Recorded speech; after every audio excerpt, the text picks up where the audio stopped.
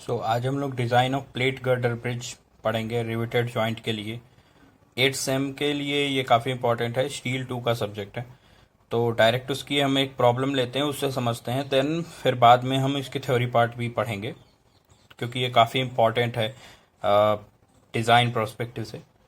तो क्वेश्चन है, design a deck type riveted plate girder for a single track broad gauge using the following data. Effective span 24 metre, spacing of plate girder 1.9 meter center to center, weight of stock rail 440 Newton per meter, then weight of guard rail 260 Newton per meter, then weight of fastening है 280 Newton per meter, length of track, then sixth है timber sleepers of 250 into 150 into 2800 mm, size are provided at the rate 80 centimeter center to center.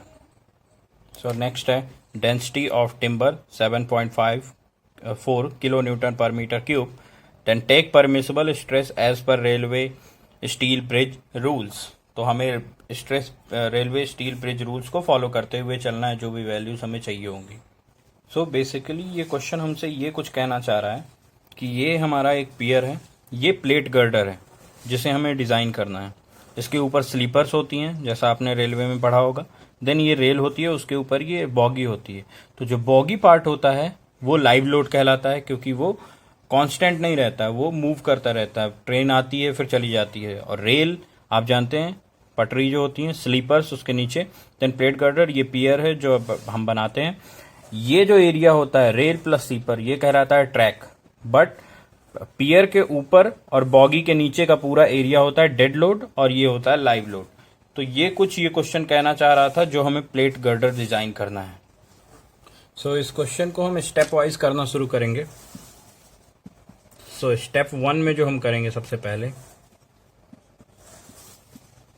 Dead load, नीचे से start करेंगे हम। सबसे पहले हम dead load का कैलकुलेशन करेंगे। तो यहाँ पर डेड लोड कौन कौन से हैं? First of all weight of stock rail पर मीटर लेंथ ऑफ ट्रैक, जो हमें क्वेश्चन में दिया हुआ है 440 न्यूटन पर मीटर आपको दिया हुआ है। तो उसको हम चेंज कर लेंगे 0.44 किलो न्यूटन इंटू 2, क्योंकि स्टॉक रेल जो होती है लेंथ 2 होती है ना, एक इधर साइड, एक राइट साइड, एक लेफ्ट साइड। तो ये आ जाएगा 0.88 kilo newton per metre. First dead load हमारे पास ये होगा। देन सेकेंड है हमारा वेट ऑफ गार्ड रेल पर मीटर लेंथ ऑफ ट्रैक, ये भी क्वेश्चन में हमारा दिया हुआ है 0.26 इंटू 2। तो ये भी वैल्यू हो जाएगी 0.52 किलो न्यूटन पर मीटर। ये 2 है, ठीक है। 260 जो दिया हुआ है उसको जब हम चेंज करेंगे तो किलो न्यूटन में ये वैल्यू आ जाएगी। थर्ड है हमारे पास वेट ऑफ फास्टिंग, जो क्वेश्चन में सीधे सीधे दिया हुआ है 0.28 kilo newton per metre. Fastening मतलब होता है वो जो नट बोल्ट हम लोग कसते हैं ना, उसको हम फास्टनिंग कहते हैं। तो आप लोग कंफ्यूज मत होइएगा फास्टनिंग का वेट क्या है। तो वो भी जो होते हैं वो हमारे क्वेश्चन में दिया हुआ है। देन फोर्थ है हमारे पास weight of sleeper per metre length of the track, वो इक्वल टू होता है weight of 1 sleeper into number of sleeper in 1 metre. Means 1 metre में कितने हमारे पास स्लीपर्स हैं, उनका मल्टीप्लिकेशन जब हम एक स्लीपर के वेट से कर देते हैं तो हमारे पास पूरे का वेट आ जाता है। इस टाइप में हमारे पास स्लीपर दिया हुआ है, तो इससे हम कैलकुलेट कर सकते हैं। तो इसको कैलकुलेट करने के लिए हम क्या करेंगे, 1.5, या फिर हम इसको चेंज कर लेते हैं मीटर में। तो 0.15 इंटू 0.25 इंटू 2.8, ये हो गई वॉल्यूम, इंटू डेंसिटी 7.4 जो हमें दिया हुआ है, into 1.4 number of weight of number of sleeper in 1 metre, ठीक है। तो इसको जब हम सॉल्व करेंगे तो आएगा हमारे पास 1.94 किलो न्यूटन पर मीटर, तो ये वैल्यू हमारे पास एक आ जाएगी। Then weight of track per metre length equal to होगा 3.62 kilo newton per metre. So self weight of both girder, तो हमारे पास एक रूल से होता है 0.78 L, तो 0.78 इंटू एल है हमारे पास 24, स्पान हमारे पास दिया हुआ है क्वेश्चन में, तो ये आ जाएगा 18.72 kilo newton per metre. Then फिर हम कैलकुलेट करेंगे टोटल डेड लोड पर मीटर लेंथ ऑफ ट्रैक। तो सिंपल हमारे पास वैल्यू है 3.62 प्लस 18.72, दोनों को हम जोड़ देंगे तो हमारे पास आ जाएगा 22.34 kilo newton per metre. So at last total dead load equal to होगा हमारे पास 22.34 जो अभी आया था इंटू 24 स्पान, तो ये हो जाएगा 536.16 किलो न्यूटन। सो डेड लोड के कैलकुलेशन के बाद हमारे पास आएगा स्टेप 2। स्टेप 2 में हम कैलकुलेट करेंगे live load and impact load.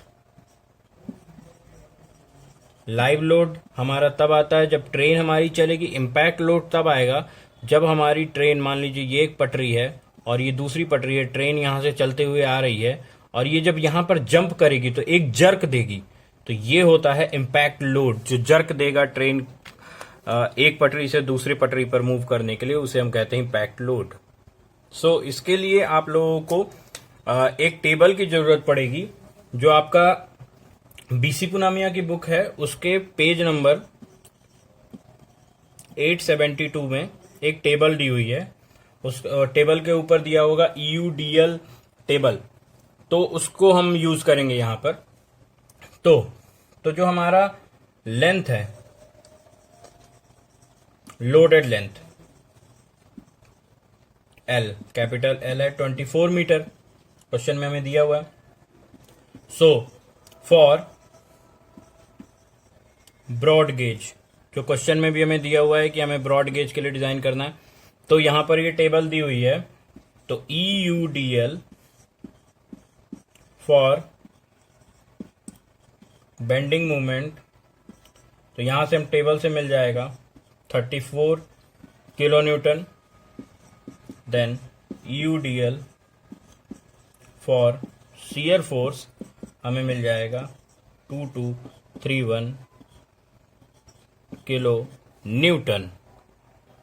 EUDL आप लोग सब लोग जानते होंगे, इक्विवेलेंट यूनिफॉर्मली डिस्ट्रीब्यूटेड लोड होता है। देन इस लोड के लिए हमने CDA भी हम ले लेंगे 0.417, ठीक है, इसे ही हम कहते हैं इम्पैक्ट फैक्टर।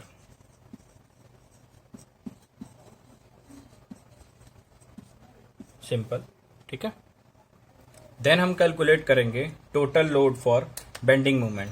तो टोटल लोड के लिए हम क्या क्या कैलकुलेट कर देंगे, dead load plus live load, जितने भी लोड लग रहे, प्लस इम्पैक्ट लोड, तो इन सबको हम जोड़ देंगे तो हमारे पास वैल्यू आ जाएगी। तो जो हमारे पास वैल्यूज हैं 0.16 ये डेड लोड की वैल्यू है, 2034 ये हमारे लाइव लोड की वैल्यू है, इम्पैक्ट फैक्टर है हमारे पास 0.417 इंटू इसमें हम मल्टीप्लाई कर देंगे 2034, तो जो हमारी टोटल वैल्यू आ जाएगी 3418.33 किलो न्यूटन। तो ये total dead load for bending moment आ जाएगा। सेम इसी तरह हम निकाल लेंगे total load for shear force. तो dead load plus live load plus impact load, तो हम इसको जोड़ देंगे लेकिन शियर फोर्स के लिए। तो डेड लोड की वैल्यू थी सेम वही 536.16, शियर फोर्स की वैल्यू हमारे पास थी 2231 प्लस इम्पैक्ट की वैल्यू है 417 इंटू 2231, इससे मल्टीप्लाई करेंगे शियर लाइव लोड से। तो जो हमारे पास वैल्यू आ जाएगी 3697.48 किलो न्यूटन, ये हमारे लिए आ जाएगी शियर फोर्स के लिए। ये बेंडिंग मोमेंट के लिए वैल्यू है। तो ये वैल्यू है बेंडिंग मोमेंट के लिए और ये वैल्यू है शियर फोर्स के लिए। देन नेक्स्ट हम कैलकुलेट करेंगे लोड पर गर्डर फॉर बेंडिंग मोमेंट। तो इसके लिए जो वैल्यू होगी 3418.33 बाई 2 पर गर्डर, क्योंकि हमें कैलकुलेट करना है। तो इसके लिए वैल्यू आ जाएगी 1709.16 किलो न्यूटन। ये बेंडिंग मोमेंट के लिए था। अब शियर फोर्स के लिए सेम कैलकुलेट कर देंगे। लोड पर girder for shear force, very simple, 3697.48 by 2। इसको जब हम कैलकुलेट करेंगे तो आ जाएगा 1848.74 किलो न्यूटन। तो ये दो वैल्यूज हमारे पास आ जाएंगी बेंडिंग मोमेंट और शियर फोर्स की। तो जब लोड कैलकुलेट हो जाएगा, शियर फोर्स और बेंडिंग मोमेंट कैलकुलेट हो जाएगा, तो हम स्टेप 3 पे जाएंगे, डिजाइनिंग। स्टेप 3 होगा हमारा डिजाइन ऑफ सेंट्रल सेक्शन। ठीक है, डिजाइन ऑफ सेंट्रल सेक्शन। तो मान लीजिए ये जो हम सेंट्रल सेक्शन की बात कर रहे हैं, ये है 24 मीटर का यूडीएल के साथ।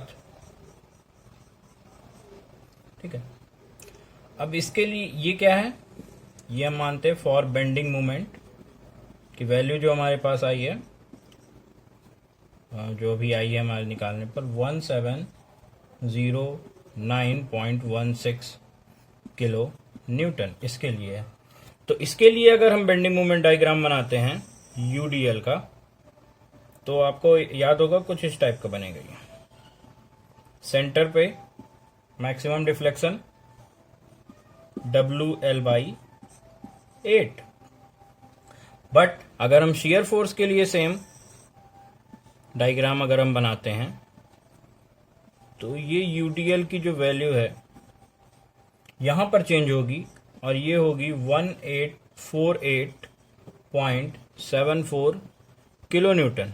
तो जब हम इसके लिए शियर फोर्स डायग्राम अगर हम बनाते हैं कुछ इस टाइप में, तो शियर फोर्स डायग्राम हमें याद होगा आपको कि ये कुछ इस टाइप का बनेगा, मिडिल ऑफ द सेक्शन से होकर जाएगा, मिडिल ऑफ द, और ये होगी W/2। सेम यहां भी जो ये लेंथ होगी ये होगी W/2। तो यहां पर जो शियर फोर्स डायग्राम और बेंडिंग मोमेंट डायग्राम आप लोग देख सकते हैं, इससे हम समझ लेंगे। तो यहां पर आपको दिख रहा होगा, अगर हम मैक्सिमम बेंडिंग मोमेंट की बात करें, बेंडिंग मोमेंट कैपिटल M हम मान लेते हैं, तो WL/8 जो फॉर्मूला है, तो W की वैल्यू है हमारे पास 1709.16, L की वैल्यू है 24/8। तो इसको जब हम सॉल्व करेंगे तो हमारे पास वैल्यू आ जाएगी 5127.48 किलो न्यूटन इंटू मीटर। ये वैल्यू हमारी आ जाएगी बेंडिंग मोमेंट के लिए। देन सेम अगर हम मैक्सिमम शियर फोर्स की बात करते हैं, तो मैक्सिमम कितना हमारा W/2। W हमारे पास वैल्यू है 1848.74, जो यहां पर वैल्यू आई थी, उसको अगर हम by 2 कर देते हैं तो हमारे पास वैल्यू आ जाएगी 924.34 kilo Newton.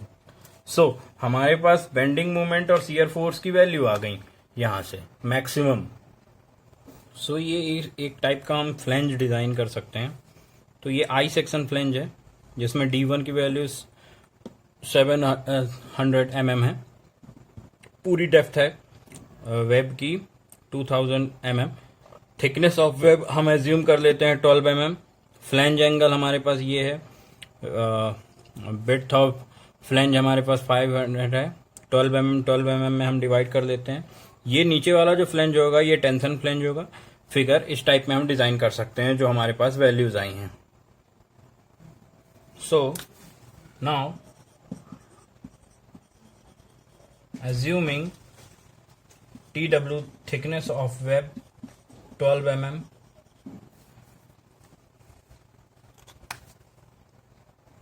so depth of the web plate is given by the formula D equal to 1.1 under root capital M upon TW into rho B, where M is maximum bending moment and rho B equal to permissible bending stress। और ये जो हमारा ये है ना permissible bending stress, ये जो हमारा डिपेंड करेगा rho B depends on D1 upon TW ratio. तो ये इस पर डिपेंड करेगा कि जो हमारा वेब है उसकी जो थिकनेस है TW और जो उसकी डेप्थ है उसके रेशियो पर ये डिपेंड करेगा कि ये कितना होगा परमिसिबल बेंडिंग स्ट्रेस। ठीक है। सो यहां पर हमारे पास दो कंडीशन बन सकती हैं। ठीक है कि if D1 upon TW is greater than 85, तो अगर ऐसा हुआ तो सिग्मा बी की वैल्यू हो जाएगी 138 mega pascal. If D1 upon TW is less equal 85, so sigma B will be equal to 147 mega pascal. तो ये दो कंडीशंस ही हमारी हो पाएंगी। ठीक है, तो ये दो कंडीशंस के लिए हम चेक करते हैं, देन हम एज्यूम कर लेते हैं एक ऐसी वैल्यू। सो एज्यूमिंग, क्योंकि हमें कोई एक वैल्यू तो लेकर चलनी ही पड़ेगी, फिर बाद में हम उसे चेक कर लेंगे कि वो वैल्यू हमने सही ली है कि नहीं। TW is greater than 85, then rho B will be equal to 138 mega pascal. यहां से अगर हम ये वैल्यू लेते हैं तो D की वैल्यू हम निकाल लेंगे, फॉर्मूला 1.1 अप इनटू वो जो फॉर्मूला हमने लिया था, तो बेंडिंग मोमेंट था 5127.48 इंटू 10⁶, यूनिट चेंज कर देंगे, अपॉन 12 इंटू 138। तो जब हम इसको सॉल्व करेंगे तो हमारे पास वैल्यू आएगी 1935। ठीक है, तो ये जो इस 1935 वैल्यू को हम अप्रोक्सीमेटली ले लेते हैं 2000 से। ठीक है, तो हम 2000 लेकर सॉल्व करेंगे। So the size of web plate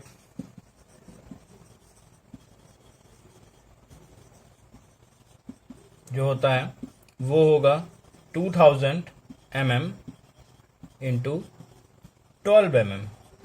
12 mm हमने थिकनेस ऑफ द वेब लिया और ये तो साइज ये हो जाएगा हमारा। So net area of tension flange required, तो रिक्वायर्ड की वैल्यू होगी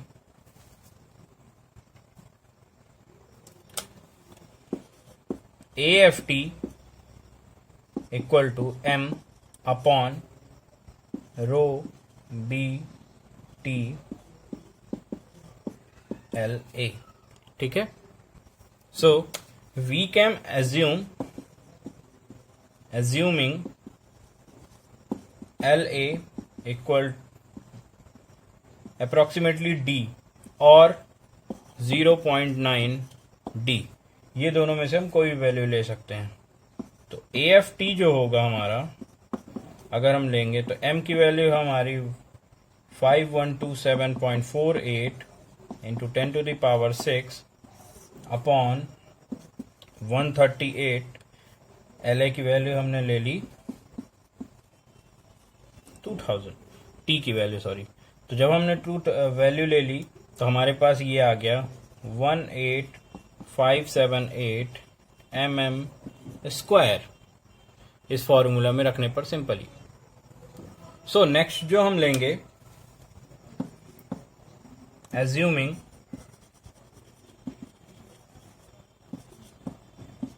नेट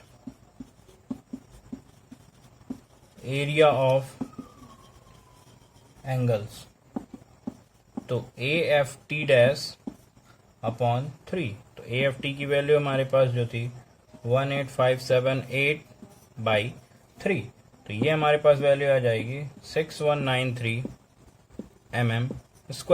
स्टेप्स आप लोग ध्यान रखिएगा बस, और बाकी सारी चीजें जो एज्यूम करते रहना है उनको आप लोगों को ध्यान रखना होगा। ये क्वेश्चन काफी बड़ा होता है, इसीलिए आपने कहीं पर भी नहीं देखा होगा किसी यूट्यूब में ये किसी ने पढ़ाया हो, क्योंकि ये थोड़ा टफ रहता है। लास्ट में हम जाकर सब चीज जो भी हमने एज्यूम किया उसकी टेस्टिंग करेंगे, अगर वो सही रहता है तो हमारा डिजाइन क्राइटेरिया हो जाएगा, अगर नहीं होता है तो फिर थोड़ा सा चेंजेस करने की जरूरत है। तो नेट एरिया ऑफ एंगल आ जाएगा। देन हम एज्यूम करेंगे, assuming gross area of the angles. ठीक है, तो gross area of the angles जो होता है वो होता है 25% मोर देन रिक्वायर्ड। ये ध्यान रखिएगा हमेशा। तो हमारे पास 1.25, क्योंकि 25% मोर देन है, तो मीन्स परसेंट से ज्यादा, तो 100 से 25 ज्यादा, तो 1.25 इंटू जो हमारे पास रिक्वायर्ड है, तो 1.25 इंटू 6193 जो हमारे पास रिक्वायर्ड है। तो इसको जब हम सॉल्व करेंगे तो हमारे पास आएगा 7741 mm²। ठीक है, तो ये हमारा आ जाएगा gross area of angle. Then जब ये वैल्यू आ जाएगी, so area of each angle in tension zone. तो क्या है कि वो जो एंगल्स लगे हुए हैं वो दो साइड लगे हैं, तो इसका हम डिवाइड बाई 2 कर देंगे, मीन्स 7741 डिवाइड बाई 2। तो जो वैल्यू आएगी वो आएगी हमारे पास 3870 mm²। तो ये वैल्यू जो होगी वो area of each angle in tension zone होगी 3870 mm²। नेक्स्ट जो हमने किया था, तो हम एक बार ट्राई करेंगे, ट्राई ISA जो हमने लिया था 150 इंटू 150 इंटू 15 mm। तो एरिया प्रोवाइडेड आपको पता है 4270 mm² is always greater than area required. ठीक है, तो एरिया रिक्वायर्ड जो होना चाहिए, जो प्रोवाइड होना चाहिए, वो एरिया रिक्वायर्ड 4270 एरिया रिक्वायर्ड से ज्यादा होना चाहिए, तभी हमारा सेफ हो जाएगा। तो इक्विवेलेंट एरिया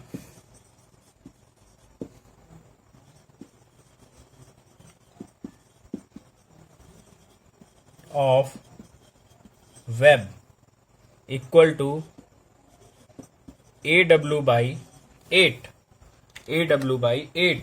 ए डब्ल्यू हमारे पास जो है वो हमने लिया है एरिया ऑफ वेब, जो हमारे पास है वो है 2000 इंटू 12, जो हमारा एरिया ऑफ वेब है, अपॉन 8। तो जब हम इसको सॉल्व करेंगे तो ये आ जाएगा 3000 mm²। सो जो नेक्स्ट हमारा पास होगा वो होगा net area of flange plate. तो वो होगा AFT dash minus AFT dash by 3 minus AW by 8। तो इन तीनों की वैल्यू हम निकाल चुके हैं, तो आ जाएगा, इन दोनों को जब हम सॉल्व करेंगे तो आ जाएगा 2/3 AFT dash minus AW by 8। AFT dash की वैल्यू हमारे पास है, तो 2/3 into 18578 minus 3000. Then solving this, we got 9386 mm² approximately value. तो net area of flange plate की वैल्यू हम ऐसे निकाल सकते हैं. Now next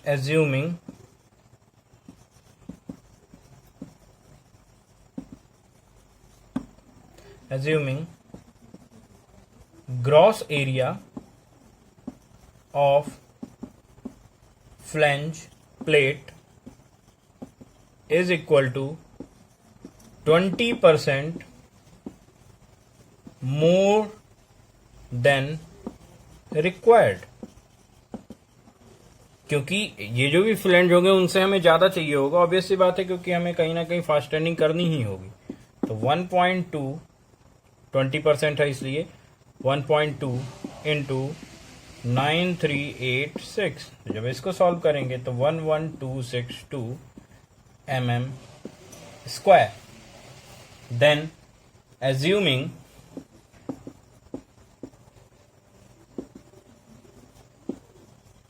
width of flange plate, तो जब हम इसको सॉल्व करेंगे 500 mm जो हमने वहां पर एज्यूम की थी, जो हमने फिगर बनाया था. सो जो thickness of the flange,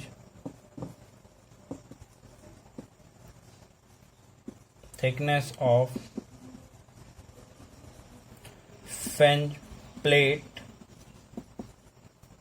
TF will be equal to 11262 divided by 500 equal to 22.5 mm. तो हम इसको अप्रोक्सीमेटली हम ये मान लेते हैं 24 mm से. अप्रोक्सीमेटली हम इसको 24 मान लेते हैं. सो इसका मतलब हुआ try 2 plates 500 into 12 mm size on each flange. जो हमने वहां पर फिगर बनाया हुआ था, वहां पर जो हमने फ्लैंज बनाए हुए थे, इस टाइप में जो हमने फिगर बनाया था पहले, वहां पर जो हमने ये फ्लैंज बनाए थे, इसीलिए हमने 12 mm और 12 mm के दो फ्लैंज ऊपर और 12 mm और 12 mm के दो फ्लैंज नीचे की ओर ऐड किए हुए थे. और इसकी जो ये थी बिट थी, ये 500 हमारी ली हुई थी. ठीक है, तो समझ में आ गया आपको फ्लैंज की जो भी साइज है वो कैसे हम करेंगे यूज. सो नेक्स्ट जो हमारे पास D1 जो था हमारे पास, ठीक है, D1 clear projection of web. ठीक है, तो D1 जो था 2000 माइनस 2 इंटू 150. तो इसको जब हम लोग सॉल्व करेंगे तो आएगा 1700 mm. तो हम इसको चेक कर लेंगे. कैसे चेक करेंगे, D1 अपॉन TW जो हमारा रेशियो था, तो 1700 डिवाइडेड बाई 12, तो यहाँ पर हमारी वैल्यू आएगी 141, जो वैल्यू होगी वो 85 से ज़्यादा है जो हमने कंडीशन लेकर चल रहे थे। तो since this is okay for designing, so we can now assume nominal diameter of rivet equal to dia जो हम लेंगे वो ले लेंगे हम 20 mm का डाया लेंगे, ठीक है, ये हम एज्यूम कर रहे हैं। So now gross dia of rivet D 5 plus 1.5 21.5, तो ये 21.5 का हमारे पास ग्रॉस डाया ऑफ रिवेट आ जाएगा। सो नेक्स्ट हम एक टेबल के थ्रू समझते हैं कि component gross area, area of hole, net area. तो फ्लेंज प्लेट 2 होंगी 15 इंटू 12 mm की, ग्रॉस एरिया 2 होल हमें करने पड़ेंगे, तो उसका एरिया इतना हो जाएगा।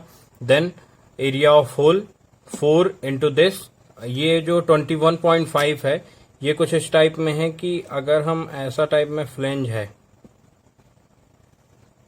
तो यहां पर जो होल होगा उसका एरिया है 21.5, तो नेट एरिया हमारा ये आ जाएगा। देन फ्लेंज एंगल हम जो ISA से था उसके बाद हम ग्रॉस एरिया लेंगे, देन इसके बाद हम होल एरिया लेंगे, देन नेट एरिया लेंगे। इसी तरह वेब पोर्शन के लिए AW/6, तो AW/6 का फॉर्मूला हम लगाएंगे 4000 आ जाएगा। AW/8 की वैल्यू हमारे पास पहले से थी 12,630 mm²। देन इसको पूरे को हमको सम करने पर ये आ जाएगा और नेट एरिया का पूरा सम करने पर हमारे पास ये वैल्यू आएगी। तो ये एक टेबल के थ्रू हम समझ सकते हैं। सो यहाँ पर चेक फॉर बेंडिंग स्ट्रेसेस के लिए हम ये फिगर हम अपना देखते हैं। तो यहाँ पर ISA की वैल्यू है, देन यहाँ पर y मैक्स हम एक्सेस 2 खींच लेंगे, y एक्सेस और x एक्सेस। तो यहाँ पर जो ये 24 है, तो ये 24 यहाँ पर 12 और 12 mm का है, तो ये पूरा हमारा बेंडिंग स्ट्रेस के लिए है y मैक्स की वैल्यू के लिए, और हम इसकी वैल्यू को आगे कैलकुलेट करेंगे, चेक करेंगे बेंडिंग स्ट्रेस के लिए। अब फॉर ISA जो हमारा दिया हुआ है 150 इंटू 150 इंटू 15 mm, उसके लिए IXX की वैल्यू जो है वो 896.8 into 10 to the power 4 mm to the power 4 होगी। Then CYY equal to CXX होगा, ऑब्वियस सी बात है, तो 42.6 mm। सो A की वैल्यू जो होगी वो होगी 4278 mm²। तो इस हिसाब से हम देखेंगे IXX इक्वल टू IXX, तो ये वाला जो IXX है ये होगा टोटल सेक्शन का, और ये जो है ये only for web, plus IXX ये किसके लिए होगा, ये 2 फ्लेंज प्लेट जो हैं उनके लिए होगा, प्लस IXX जो होगा वो 4 एंगल्स के लिए होगा। क्योंकि आपने देखा होगा जो ये फिगर हमने बनाया था आई शेप, यहाँ पर क्या है, 2 फ्लेंज हैं, एक ये दूसरा ये, तो 2 फ्लेंज हो गया, एक वेब है, ये जो बीच वाला है ये वेब है, और ये 4 एंगल हैं, एक यहाँ पर, एक यहाँ पर, एक यहाँ पर और एक यहाँ पर। तो इन सबको जब हम जोड़ देंगे तो टोटल सेक्शन का आ जाएगा, ऑब्वियस सी बात है। तो इस फॉर्मूले से हम सॉल्व कर लेंगे इसे आगे के लिए। तो देखते हैं, तो इन सब के लिए तो हम वैल्यू रखेंगे IXX वेब के लिए 12 into 2000 to the power 3 upon 12, WL को L cube by 12, then 2 IXX के लिए जो हम फॉर्मूला रखते थे, then 500 into 24 3 by 12 plus 500 into 24 then 1012 का स्क्वायर, देन 4 एंगल्स के लिए प्लस ये 2 क्योंकि 2 फ्लेंज है, 4 एंगल का 4 896.8 into 10 to the power 4 plus 4278 into 1000 minus 42.6 का स्क्वायर। ये सारी वैल्यूज़ आप पहले निकाल चुके हैं। तो I X X for whole section की वैल्यू आ जाएगी 4.83 into 10 to the power 10 mm to the power 4। Then actual compressive bending stress rho B C जो हम कैलकुलेट करेंगे, तो rho B C will be equal to m upon I into Y max is greater than permissible value, मतलब permissible value जो हमने ली थी 138 mega pascal. तो यहाँ पर हम जो वैल्यू रखेंगे 5127.48 एम की वैल्यू हो गई into 10 to the power 6 upon 4.83 into 10 to the power 10 जो अभी आई है वैल्यू इंटू वाई मैक्स की वैल्यू हो जाएगी 1024। तो इसको जब हम सॉल्व करेंगे तो हमारे पास रो बी सी की वैल्यू आ जाएगी 108.7 जो वैल्यू 138 से छोटी है। मतलब हमारा यहाँ पर जो एक्चुअल कंप्रेसिव बेंडिंग स्ट्रेस है वो ओके हो रहा है। Then actual tensile bending stress के लिए हम लोग जो वैल्यू लेंगे rho B C actual into gross area upon net area is less than 138। तो ये वैल्यू हमारे पास आई है 108.7 इंटू 24556 ग्रॉस एरिया जो हमारे पास आया है। देन नेट एरिया है 21234 जो टेबल से आया था हमारे पास। तो इसको जब हम कैलकुलेट करेंगे तो ये आ रहा है 125.7 जो वैल्यू 138 से ऑब्वियस सी बात है छोटी है। तो ये भी हमारे लिए एक्चुअल टेंसाइल बेंडिंग स्ट्रेस भी ओके हो गया। देन हम कैलकुलेट करेंगे average shear stress tau V A. So tau V A value होगी F T W H B. T W B is greater than less than 100 mega pascal.